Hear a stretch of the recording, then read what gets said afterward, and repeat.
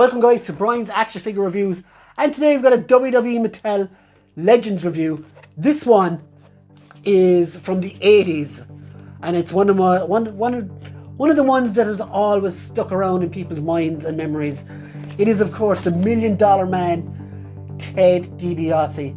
Now, straight out, I would have rathered his black outfit, the one with the black and gold, which was his iconic outfit. This one was from a little later, I think, maybe the early 90s, not the late 80s. But still, I need this guy in my collection because I used to cheer this guy so much. I'm the kind of guy that hated Hulk Hogan in his heyday when he was beating the Warrior and Macho Man and all these guys, and Andre and $1 Million Man, Haku, all these guys. And I was the one that wanted Hogan to lose, and I wanted $1 Million Man to win. And he actually bought the championship from Andre the Giant at one point. I think that's the only time he ever had the title in his hands, but he's never officially been world champion. And that, my friends, is a travesty.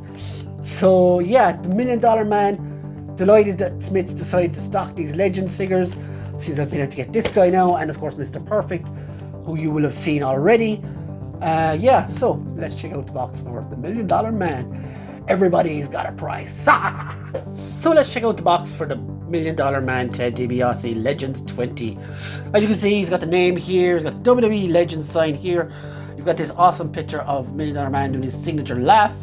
We've got the figure here and all the extra bits. True FX, now that's a bit funny there. On the side, you've got the bigger picture, Elite Collection. On the back, you've got the same thing here. The rest of the line, Triple H, Mr. Perfect, who I've got already, and Greg the Hammer Valentine, who I do plan to get, even though I'd rather the Blondie version. On the bottom, you've got the legalese and all that stuff. And yeah, so I do like the background is gold and stuff as well. I do like these boxes. They're kind of classier looking, I suppose. It's really, really nice. Very cool. So let's get the $1 Million Man out of the box. So here is the Legends $1 Million Man out of the box. And although it's not his iconic black suit, I do really like this one as well. I had the Hasbro version of this one years ago, back in the late 80s, early 90s. I had the Hasbro version of this suit, and I always liked it, but it always sort of annoyed me at the time that I couldn't get the black one. And that kind of seems to be history repeating itself here. But yeah, I'm very, very happy to get him in the collection. He is, of course, an iconic part of early 90s WWF. The $1 Million Man, Ted DiBiase. And I do like this figure. As you can see it going around, he does come with a second head as well, which I'll explain a bit more. He does come with the $1 Million title and some hands and stuff. And yeah, it's just a really, really nice figure. It's a decent enough likeness, not an amazing one, but very kind of cartoony. But yeah, I am happy to have him. Another one for the Legend shelf. So let's get him off the swingamajig and check out everything he comes with and go into the figure in a little more detail. So here we have the $1 Million Man down off the swingamajig, and he does look really nice. So what I'm going to do first is I'm just going to go through his accessories first. And of course he does come with the $1 Million Man, or the $1 Million belt. Now of course this did come with his son's wrestling figure way back.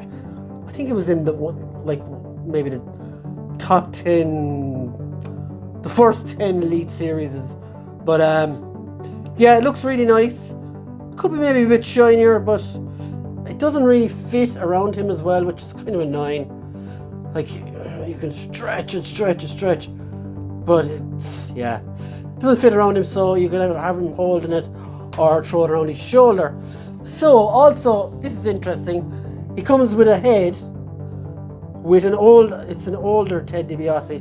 Now, I'm not 100% sure on this, but I think he did make an appearance on NXT not too long back ago, and yeah, unrecognizable really. And he does come with these glasses, which I guarantee that people have lost these, because I'm holding them on with 2 fingers now, and I almost lost them already.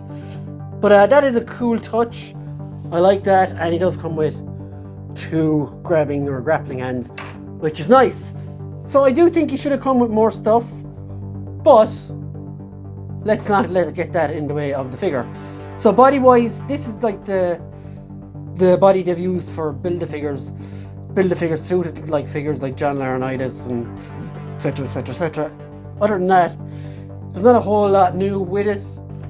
Like, you can get some articulation, but the jacket looks silly. It does go up and down a bit. But for me, like, I'm disappointed. It would have been cool, like the Defining Moments figure we got years ago in the very first Defining Moments series, where you actually had a cloth. You had a cloth suit, and you had the wrestling body underneath. Whereas this, you can only kind of use him in backstage promos if you do figure feds and stuff. But in saying that, he is cool. Face sculpt, as I said earlier, is okay. I'm not a fan of the open mouth thing there, but the suit is good. I like the colours. And yeah, like, there's not a whole lot to talk about with this figure. He's nice, but he does feel an urge to have the $1 Million Man in your collection. And guys, this is going to be a short enough review. I'm going to give this guy a 7 out of 10. A good figure, definitely worth a place in your collection if you do like the $1 Million Man. Of course, a lot of people nowadays like new wrestling fans will not have heard of him, so they will pass on him. But I was delighted to get him. So yeah, 7 out of 10 guys. I hope you enjoyed the review, and I hope I'll see you on more in the future. And thanks again for watching. Bye!